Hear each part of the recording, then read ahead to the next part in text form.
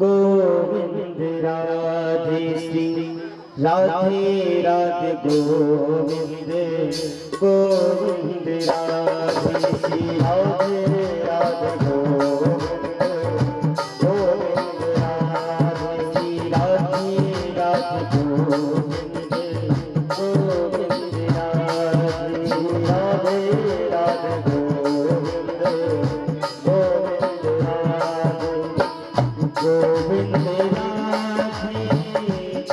गोपाल राधे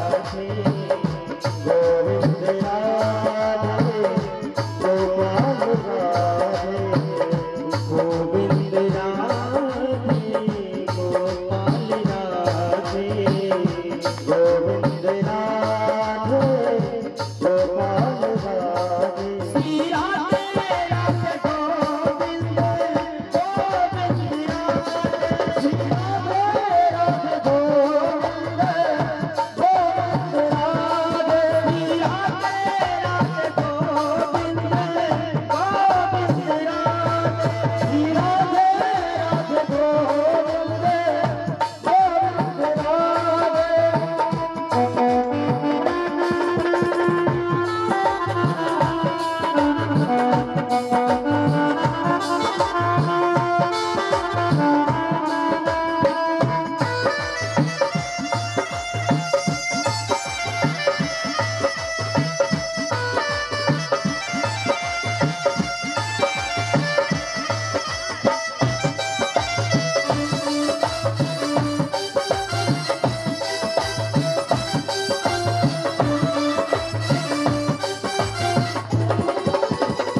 राधा की जय कृष्णा की जय जय राधा की जय कृष्णा की जय राधा की जय कृष्णा की जय राधा की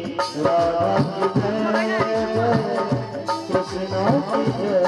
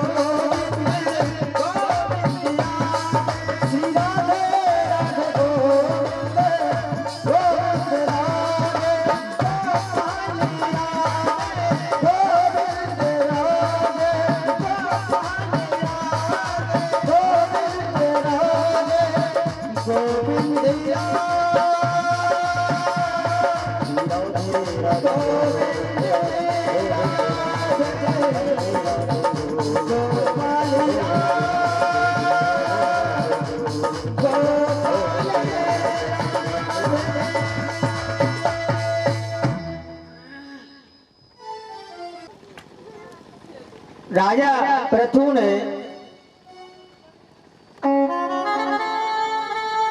अच्छी तरह से राज्य शासन किया। उन्होंने 100 यज्ञ किए।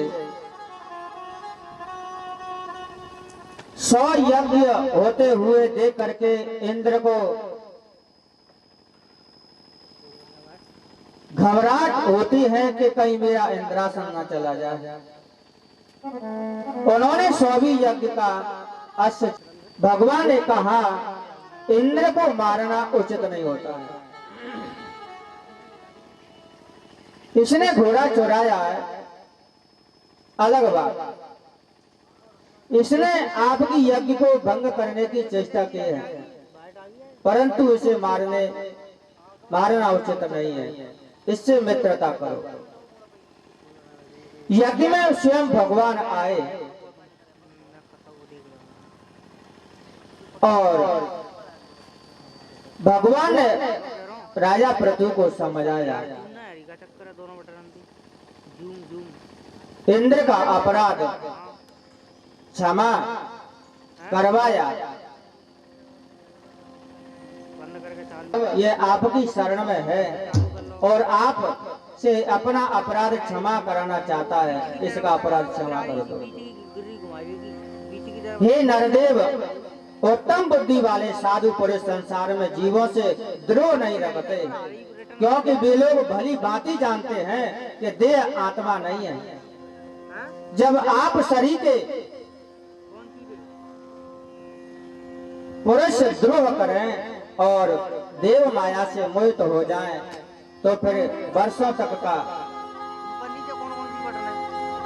किया हुआ संतों का सत्संग, शास्त्रों का प्रीति पूर्वक श्रवण करना, वृद्ध पुरुषों की सेवा करने से क्या फल हुआ। कोई व्यक्ति साधुओं की संगत में रहे और वो उल्टा काम करे तो संग से क्या लाभ। तुम्हें इसे क्षमा कर देना चाहिए। 100 यज्ञ पूरे होने पर जो कोई 100 यज्ञ करता है उसके पूरे हो जाते हैं तो वो इंद्र बनता है। तुम्हें इससे क्या लेना देना। भगवान ने राजा पृथु को समझाया और भगवान ने राजा पृथु से कहा, हे पृथु, हम तो तुमसे वैसे ही संतुष्ट हैं, वरदान मांग लो। राजा पृथु ने भगवान से प्रार्थना की, प्रभु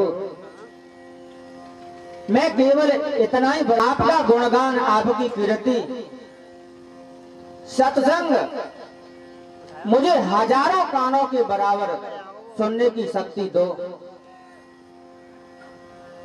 ताकि मैं आपके कथा को, सत्संग को, आपकी चर्चा को मैं हजारों कानों से सुनूं। और भगवान उन्हें वरदान दे करके संतुष्ट करके, और सनकादिक ऋषियों ने भी उन्हें समझाया, ब्रह्मा जी ने समझाया, ऋषि मुनियों की सभा उनके यहाँ लगी रहती, सब समझा बुझा करके और कहा गया, पुत्रेण जयते लोकानित सत्यवती सुरतेह ब्रह्मदन्नहत पापो यद्योऽनुमत्य रक्षतम। अगर पुत्र के सुकर्म से पिता स्वर्ग लोक जीत लेता है, और यही सत्य है, यही सत्य है, वेद बाणी है। और ब्राह्मणों के श्राप रूप दंड से मरा हुआ पापात्मा बहनों पृथ्वी के पुण्य प्रभाव से नरक से तर गया। बहनों कितना पापी था, वो पुत्र के कर्तव्य से उद्धार हो गया, उसका नरक से तर गया। कहा गया है ना, अगर एक भगवान का भक्त होता है, भगवान की कृपा प्राप्त करता है, तो उनके पूर्वज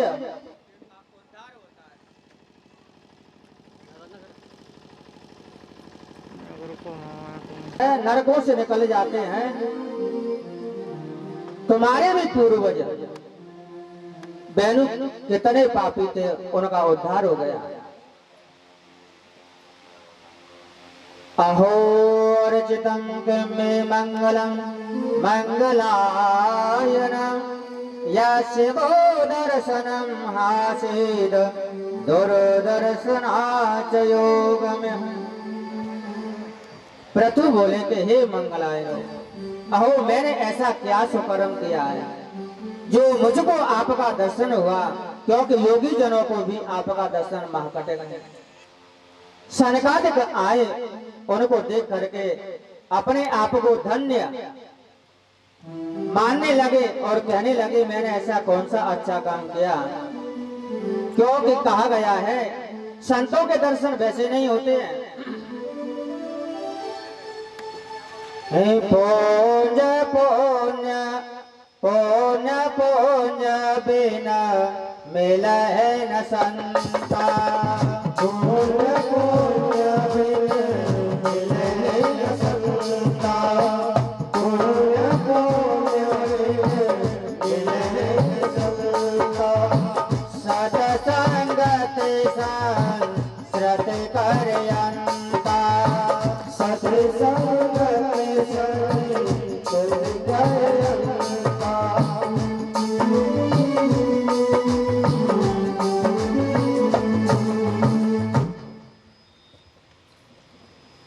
पुण्यों का बहुत बड़ा समूह ढेर,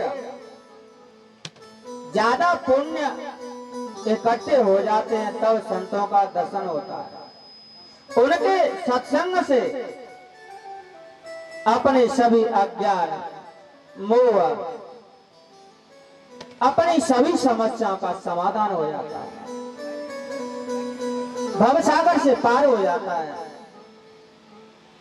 साधु पुष्टम महाराजं सर्वभूता हितात्मना, भवता विदुषा चापि साधूनां मतिरदसेह।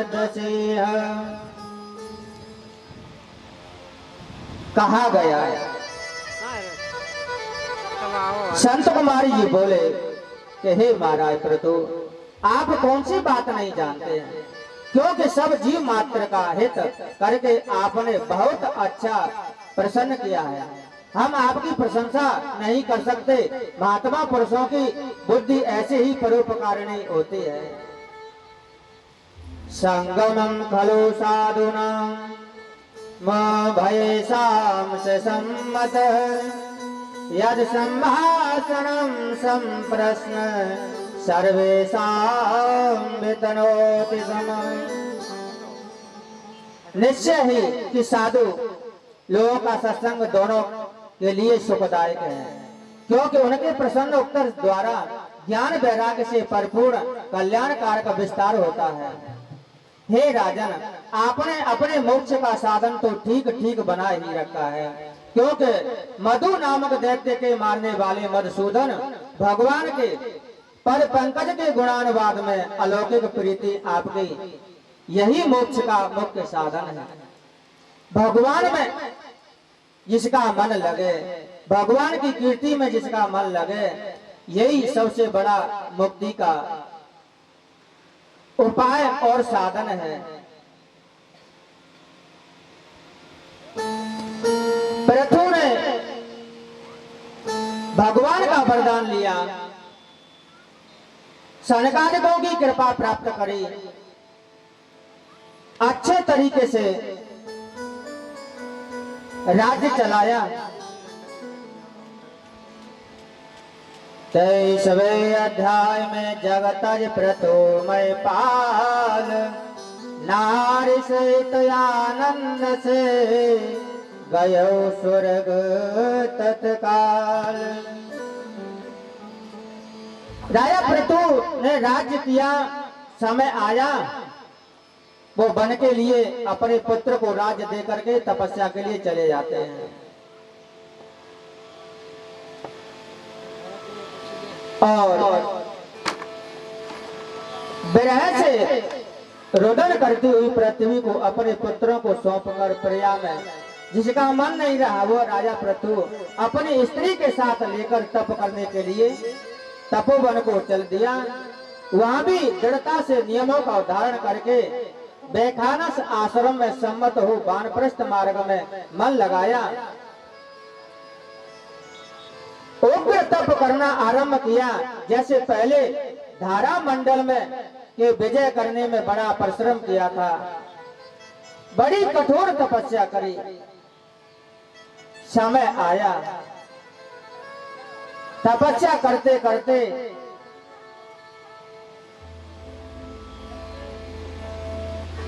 विलोकयानुगतं साध्वी प्रथम वीरवरं पतिम तोष्टपुरवरदार्थ देवे यदेव पत्न्यां शस्त्रः।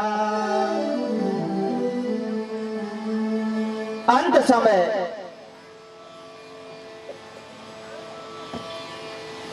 उनका आया।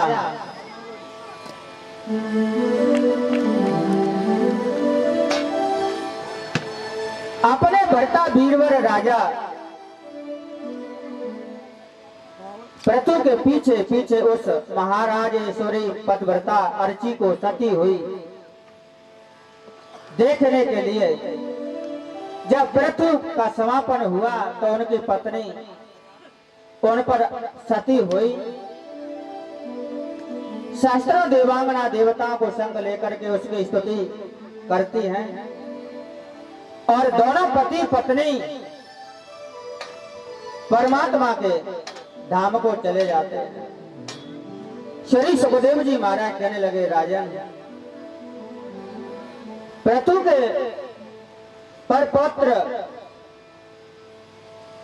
इन्हीं के वंश में एक प्राचीन बैर नाम के राजा हुए।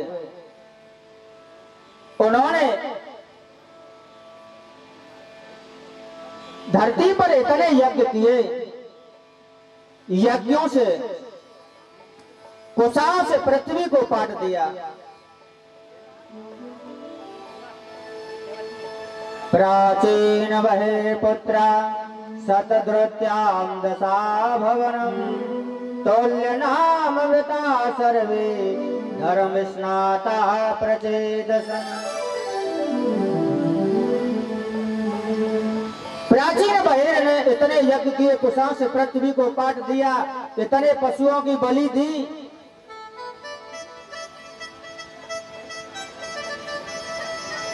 एक दिन उनके यज्ञ में नारद जी पधारे। नारद जी को देख करके प्राचीन बैर कहने लगा, हे देवर्षि, देखो मैं आज कितना भाग्यशाली हूं, आपके दर्शन हुए। आज मेरे समान दुनिया में कोई भाग्य वाला नहीं होगा। नारद जी ने कहा, हे राजन, आप कहते हैं कि मैं भाग्यशाली हूं और मैं कहता हूं कि आपके समान दुनिया में कोई पापी नहीं है। प्राचीन बैर कहने लगे, प्रभु ये क्या कह रहे हो, मैंने तो अनेकों यज्ञ किए हैं। नारद जी ने कहा, तुमने यज्ञ किए जरूर है, परंतु यज्ञों में पशुओं की बलि दी है। कितने पशुओं को आपने मारा है, हत्याएं की हैं। दूसरे की हत्या करना ये कौन सा पुण्य का काम है? दूसरे को सताना, दूसरे को कष्ट देना, ये कौन सा पुण्य का काम है, तपस्या का काम है? तुमने बेचारे निर्दोषों की जान ली है। उनके भी परिवार हैं, उनके भी माता पिता बच्चे हैं।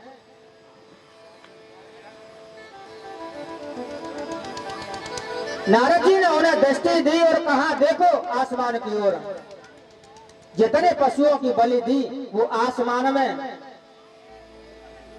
प्राचीन बैर की ओर देख रहे हैं और क्रोध में सब कह रहे हैं, ए राजा, तूने हमारे पुत्रों से बिछोड़ा, माताओं से अलग किया,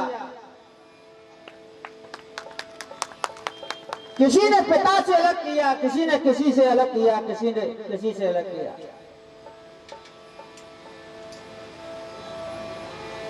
संसार में तुम्हारी जीने की इच्छा हमारी भी थी, परंतु तुमने हमको नहीं जीने दिया। हमने तुम्हारा क्या बिगाड़ा था?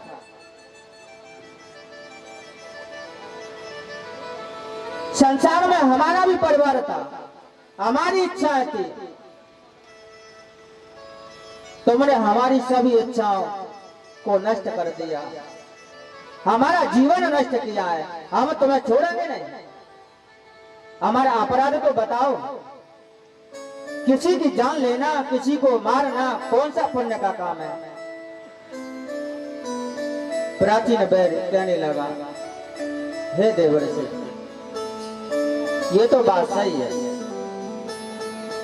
मैं अपने आप में कितना धर्मात्मा समझता था, मैं तो बड़ा पापी हूं।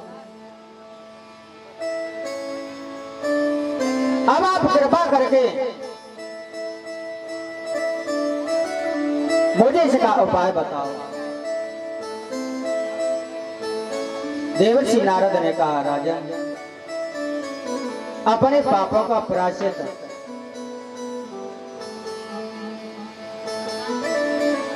आपने जो कर्म किया है उसका परिणाम भुगतो, भगवान की भक्ति करो।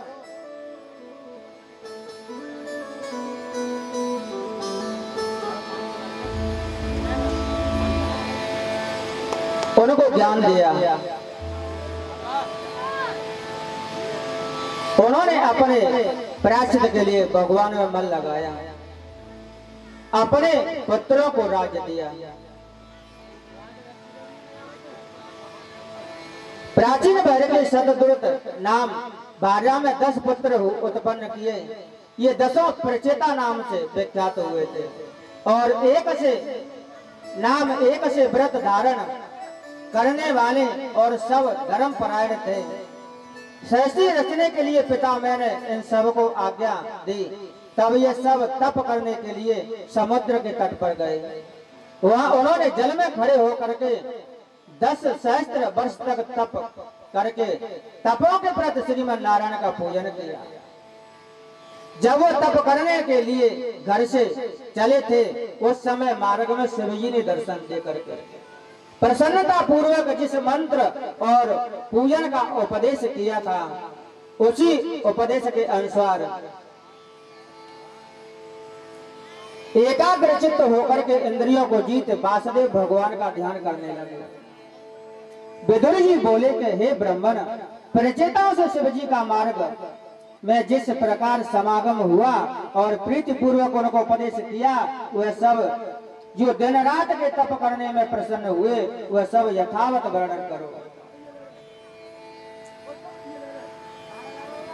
प्रचेता जो तपस्या के लिए जाते हैं, भगवान शंकर जी उन्हें मार्ग में मिलते हैं।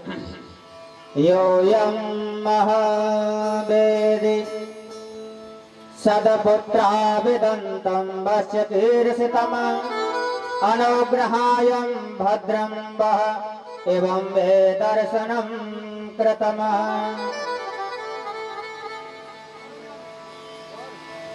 रुद्र बोले कि हे प्राचीन भैरव के पुत्रों, जो कुछ तुम्हारी करने की इच्छा है वो हमने जान ली है। तुम पर अनुग्रह करने के लिए मैंने तुमको दर्शन दिया है। जो कोई वेग से परे साक्षात त्रिगुण जीव सहित के से परे जो भगवान वासुदेव के शरणागत में वो मेरा परम प्रिय होता है। वो भगवान की स्तुति करने लगे। नमः पंकजनाभाय भूत सूक्ष्मेन्द्रियात्मने वासुदेवाय शांताय कूटस्थाय स्वरोचिषे। उन्होंने भगवान की स्तुति करी। उनको ज्ञान देकर के शंकर जी चले जाते हैं। श्री सुखदेव जी महाराज कहने लगे, राजन, आगे जाकर के नारद जी ने उनको प्राचीन भैरव को जो ज्ञान दिया था और कहा कि मनुष्य जैसा कर्म करता है वैसा उसे फल भुगतना पड़ता है। आत्रम ते कतस्येयमो मितहांसं पुरातनं पुरंजनस्यं चरितं निबोधगतो मम। कहने लगे, अब मैं इस विषय में एक पुरातन इतिहास वर्णन करता हूँ जिसमें राजा पुरंजन का चरित्र है। वह आप ध्यान लगा करके सुनिए। हे राजन, बड़ा यशस्वी एक पुरंजन नाम का राजा था, जिसका अभिज्ञात नाम का एक सखा था, जो सब चेष्टाओं को जानता था। पुरंजन नाम का राजा और उसका मित्र है अभिज्ञात, जो किसी को ज्ञात में जानने में नहीं आता। श्री सुखदेव जी महाराज कहते हैं कि राजन,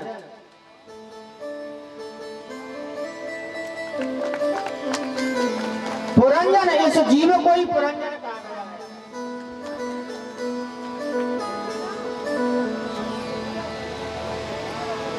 जो जीव है यही पुरंजन है, और इसका मित्र है अभिज्ञात, जो दिखाई नहीं देता, ज्ञात नहीं होता, वो उनका मित्र है परमात्मा। परमात्मा मनुष्य के सदा साथ रहता है, परंतु दिखाई नहीं देता। और उस राजा ने संसार का भ्रमण किया, अच्छे अच्छे नगर महल देखे, और उसे भ्रमण करने पर एक बहुत अच्छा सुंदर महल नगरी दिखाई दी। इसमें 9 दरवाजे थे, सभी प्रकार की सुविधाएं थी।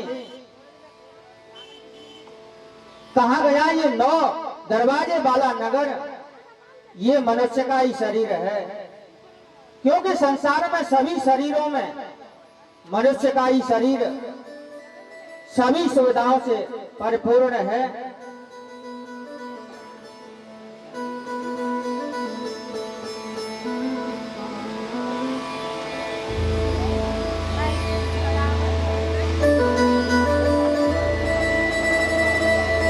कहा गया है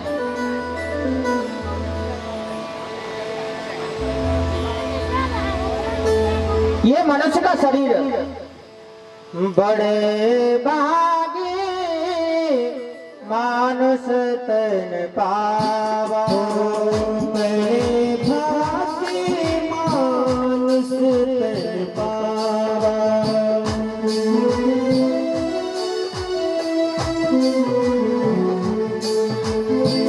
सुर दुर्लभ सद ग्रंथ गावा, सुर दुर्लभ सद ग्रंथ गावा, सुर दुर्लभ सद ग्रंथ गावा। ये मनुष्य का शरीर बड़े भाग्य से मिलता है।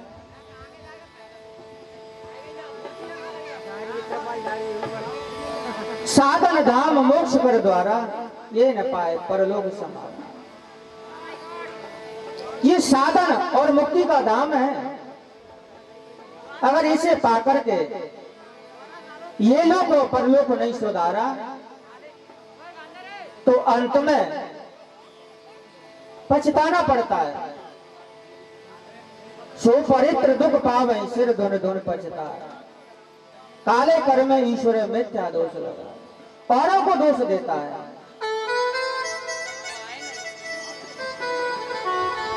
ये शरीर में सभी प्रकार की सुविधा है, इसलिए इस जीव ने इस शरीर में प्रवेश किया, सभी सुविधाओं उस नगर में गया।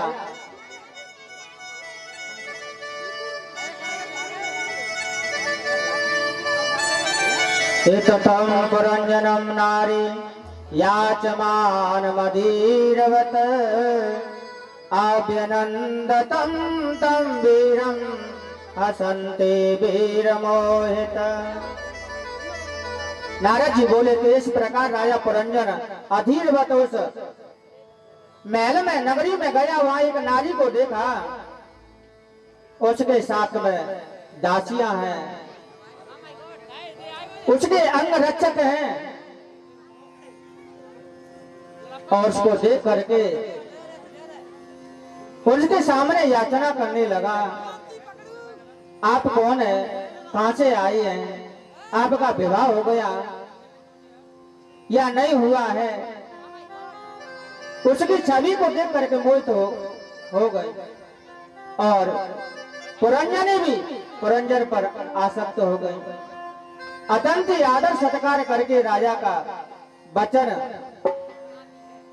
उन्होंने स्वीकार किया, माना और बोली, हे पुरुष सिंह, मैं कहां से आई हूं, किसकी लड़की हूं, ये तो मैं नहीं जानते, मैं उसका नाम नहीं जानते, किसने मुझे उत्पन्न किया है और यह भी विदित नहीं है कि मेरा क्या नाम है।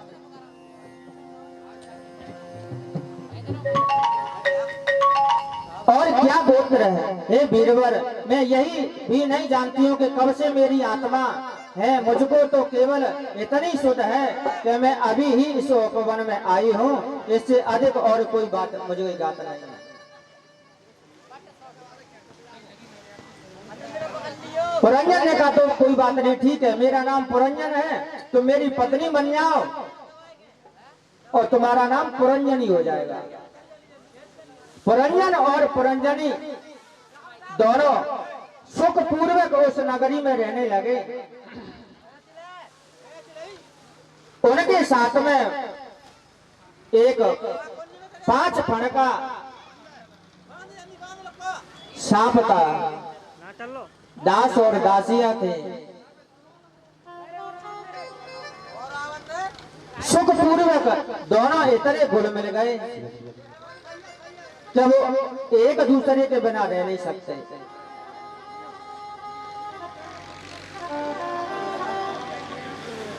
समय आता है तब एक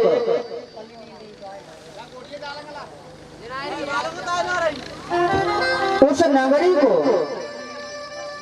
प्रचंड गंधर्व के जो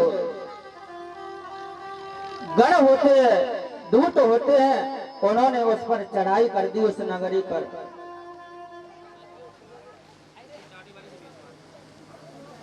शरीर पर काल जब चढ़ाई करता है, इस शरीर रूपी नगरी को विध्वंस कर देता है।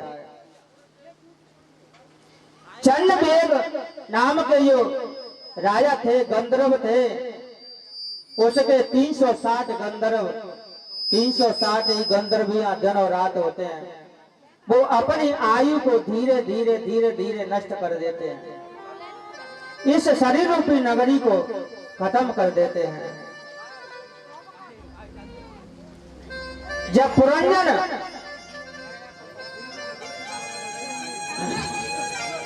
इस शरीर से निकलता है तब पुरंजनी की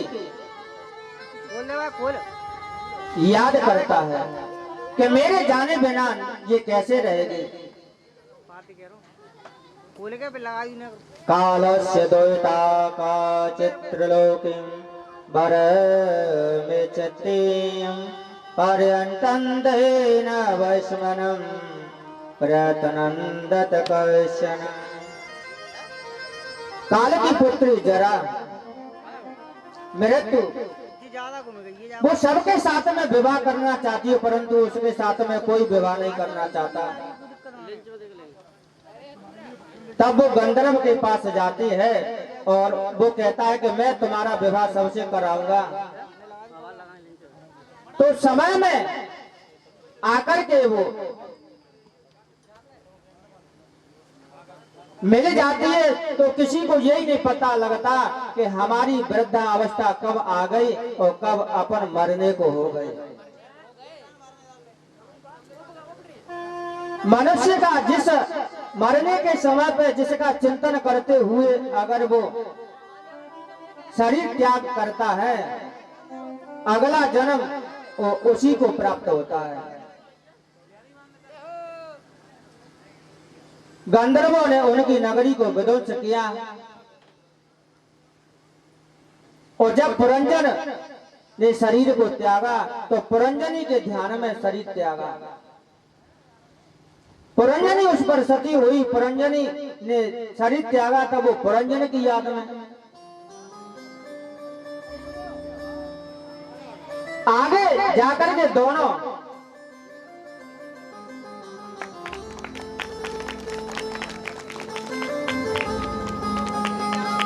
जो पुरंजन था वो स्त्री बन गया और जो स्त्री थी वो पुरुष बन गया।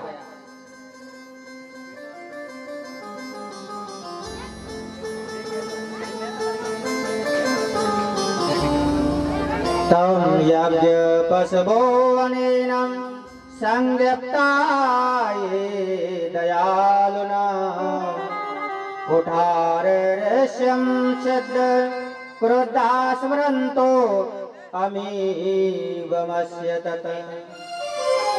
उस दयालु यज्ञादिक सकाम कर्मों में निर्दयी बनकर जिन जिन पशुओं को मारा था वह सब पशु उसके अपराध को स्मरण कर करके माक्रोध हो राजा को जो श्राप दे रहे क्रोध कर रहे थे वो पुरंजनी का जो और आर्तम से स्मृत जिसकी विस्मृत हो गई और प्रमाद के प्रसंग से दूषित हो गया, ऐसे उस राजा पुरंजन ने अनेक वर्ष तक पीड़ा को भोगा, परंतु मन में उसी पुरंजनी का ध्यान बना रहा। उसी ध्यान से वो उत्तम स्त्री विदर्भ राज सिंह के घर जाकर के उत्पन्न हुई। वही प्राचीन बैर पुरंजन हुआ और पुरंजन स्त्री के ध्यान में चिंतन करते करते मृत्यु को प्राप्त हुआ। तो विदर्भ राज के यहाँ स्त्री का जन्म मिला और जो पुरंजनी थी वो मलयध्वज नाम का भागवत संग हुआ। सत्संग के कारण विष्णु भक्त और वैराग्य के हेतु उसी के प्रभाव से वो पुरुष हुआ। जो इस जन्म में स्त्री था वो पुरुष हुआ और जो पुरुष है वो स्त्री हो गई और संयोगवश दोनों का फिर विवाह हुआ। दोनों का विवाह हुआ और दोनों सुख पूर्वक रहने लगे। फिर समय आया, फिर आदमी खत्म हो गया और जो पहले स्त्री थी फिर वो सती होने को जा रही थी। उनका अव्यज्ञात नाम का मित्र आया और कहने लगा क्या हुआ। उन्होंने कहा देखो मेरा पति खत्म हो गया है, मैं इस पर सती होंगी। अभिज्ञात मित्र ने कहा तुम मुझे नहीं जानती हो, मैं तुम्हारा मित्र हूं। ये तुम्हारा पति है? हाँ। उन्होंने ज्ञान दिया, तब ध्यान में आया कि मैं पहले आदमी था अब स्त्री बन गया। जिसका चिंतन करते करते मनुष्य शरीर छोड़ता है उसी शरीर में जाकर के वो चला जाता है। जहां जीव की आशा वही जीव का वासा।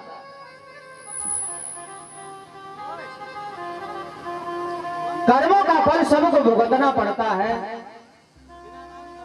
उन्हें ज्ञान हुआ कि मैं तो पुरुष था अब स्त्री हूं। संसार में कौन किसका पति, कौन किसका पुत्र, कौन किसकी स्त्री, कौन किसका क्या है, ये केवल सपना है। संसार में केवल सत्य है तो केवल भगवान का भजन। भगवान का भजन नहीं है तो संसार में कुछ नहीं है।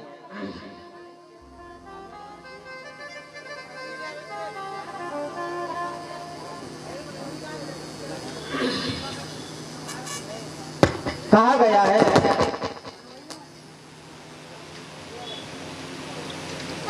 तेरा जीवन है बेकार,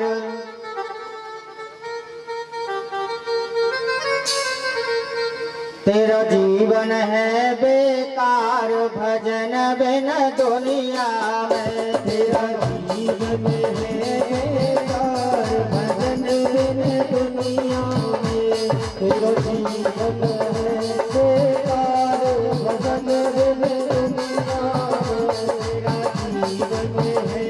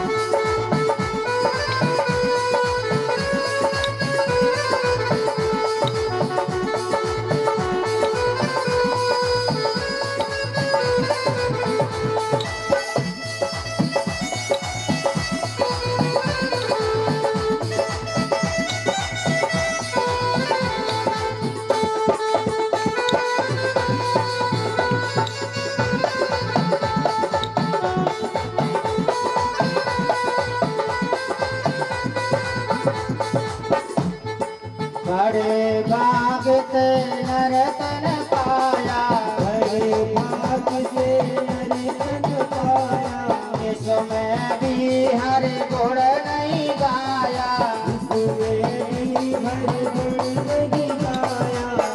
तो क्यों बनता होशियार भजन बिन दुनिया में, तेरा जीवन है बेकार भजन बिन दुनिया में, तेरा जीवन है बेकार भजन बिन दुनिया में। दुनिया में प्यारे दुनिया में, दुनिया में प्यारे दुनिया में, तेरा जीवन है बेकार भजन बिन दुनिया में, तेरा जीवन है बेकार भजन बिन दुनिया में।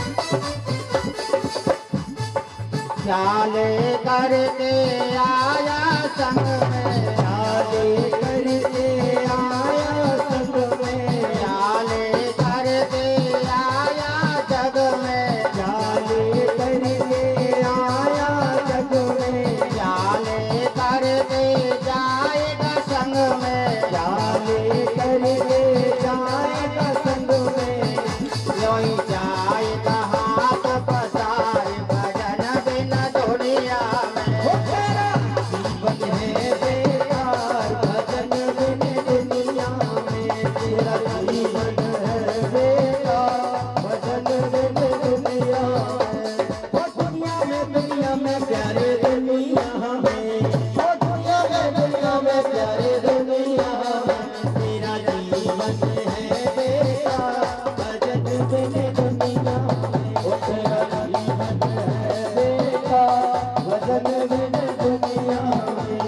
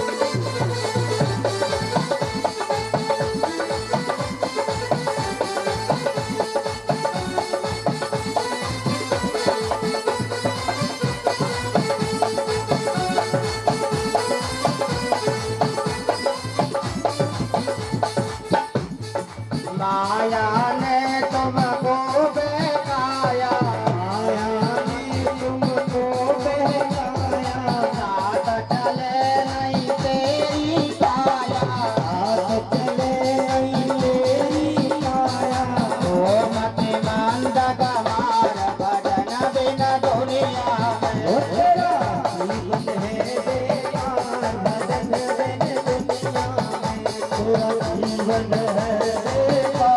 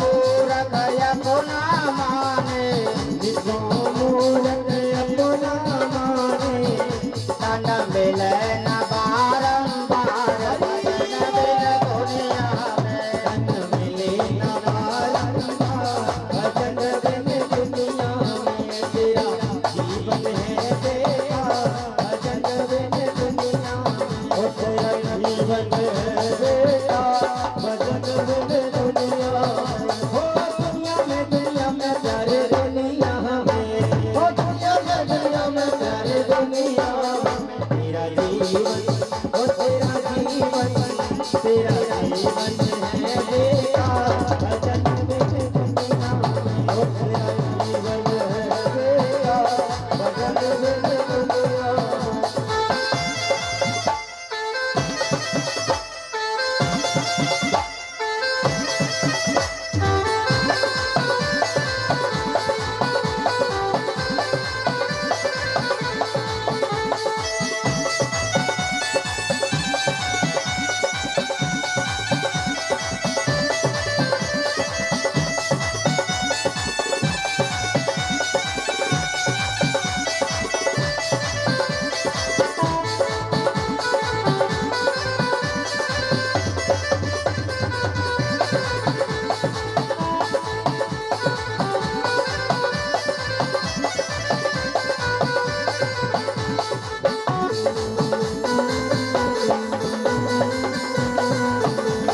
सतगुरु जी के शरण में आओ, गुरु के शरण में आओ, सतगुरु जी के शरण में आओ, सतगुरु के शरण में आओ, अपना जीवन सफल बनाओ, अपना जीवन सफल बनाओ, तब हो जावे उद्धार भजन बिन दुनिया में। तब हो जाए उद्धार भजन बिन दुनिया में, तेरा जीवन है बेकार, भजन बिन दुनिया में, ओ तेरा जीवन है बेकार, भजन बिन दुनिया में, भजन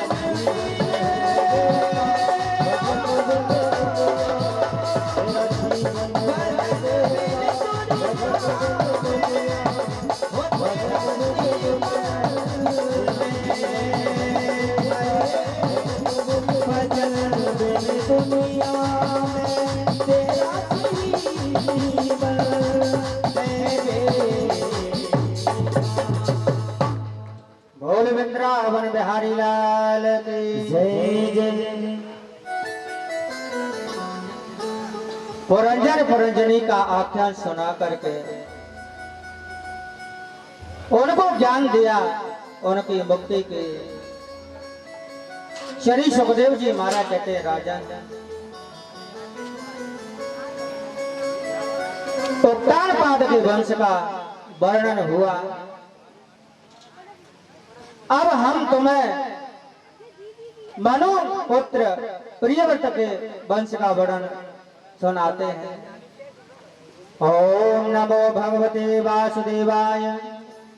राजोवाच प्रियव्रतो भागवतम् आत्मा रामं कथं मुने ग्रहे अर्वतम् अनमूलं कर्मबन्ध पराभव।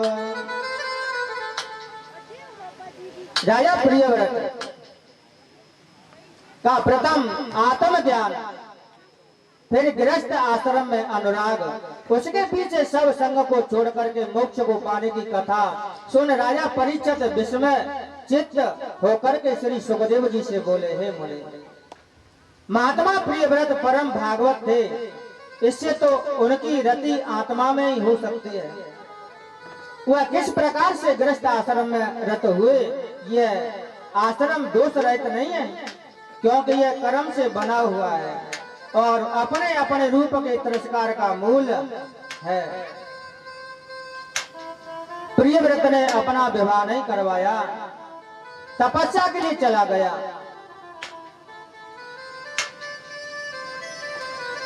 उसको समझाने पर नारद जी ने समझाया।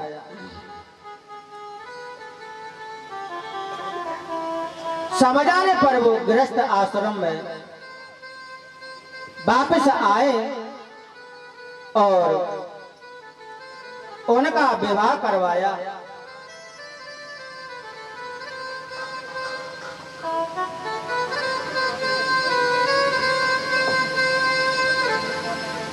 उनका विवाह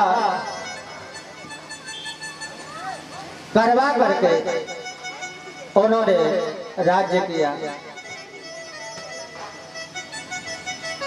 विश्वकर्मा की कन्या वैश्यवती के साथ में विवाह हुआ था प्रियव्रत का।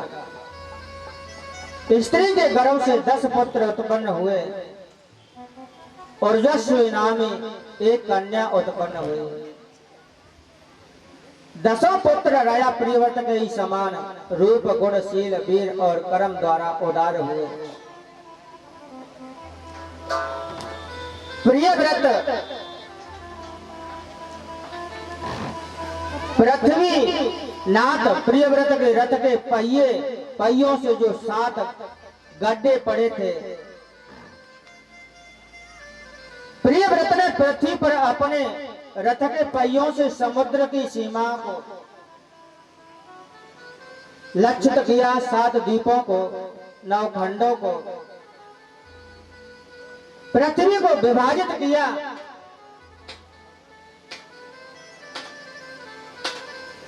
अपने अपने पुत्रों के नाम से खंडों के द्वीपों के नाम रखे गए।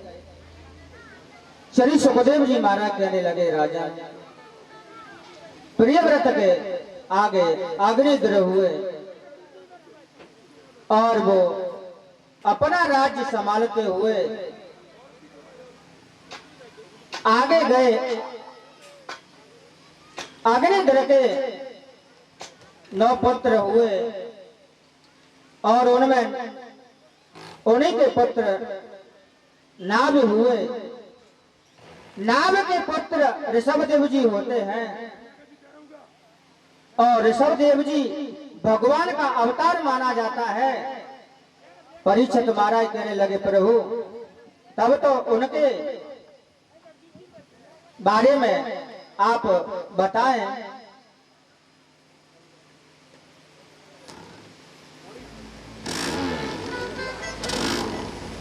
राजा नाभि के अंतपुर में उनकी रानी मेरु देवी के गर्भ में सकल शरीर धारण कर ऋषभ देव जी ने अवतार लिया। श्रीमद् भागवत में भगवान ने ऋषभ देव अवतार में उन्होंने अपनी मर्यादाएं, अपना धर्म कर्म, अपने पुत्रों को ज्ञान दिया।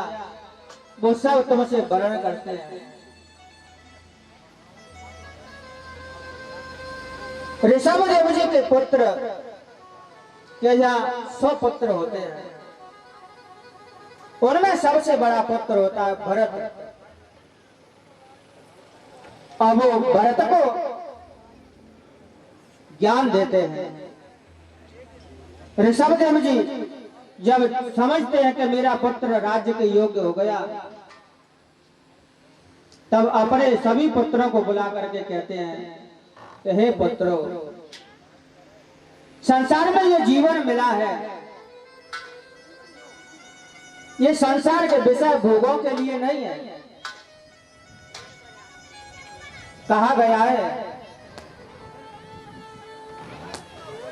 यही तन कर फल विषय न भाई, यही करना फल विषय न भाई, यही करने तन विषय न भाई, यही तन कर फल विषय न भाई, यही करना फल विषय न भाई, स्वर्ग उसल पर अंत दुखदाई, स्वर्ग उसल अंत दुखदाई।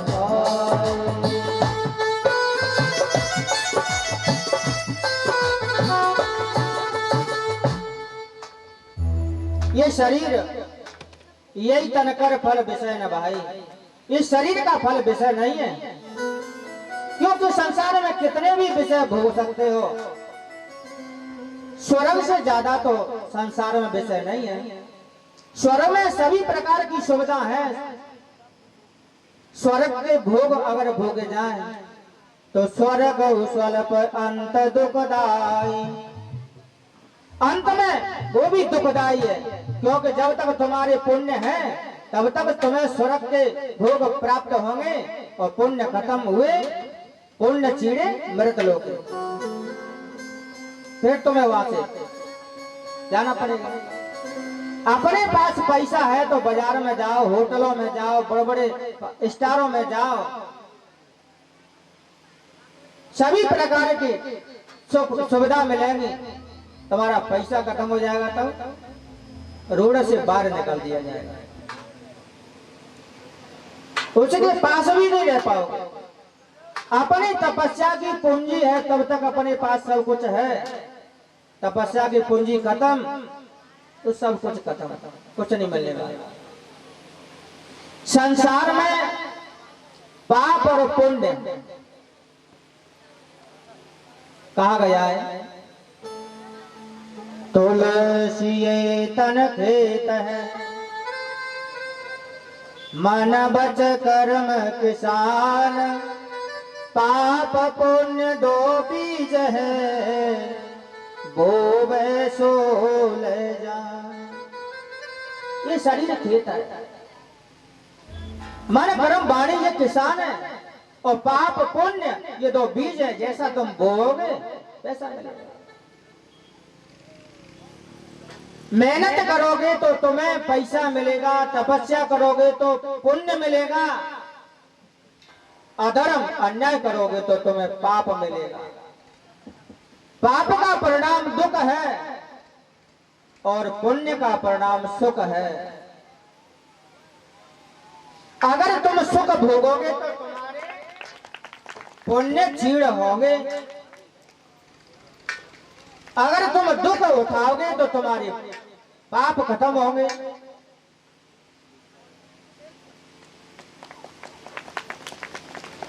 हम जितने सुख भोग रहे हैं ना, सब कहते हैं हमें सुख चाहिए, हमें सुख चाहिए। अरे सुख के लिए कम से कम कमाई तो करो, धन तो कमाओ, पुण्य रूपी धन तो कमाओ ताकि तुम्हें सुख मिले। पुण्य करते नहीं, पाप करे तो पाप का परिणाम तो कष्ट है।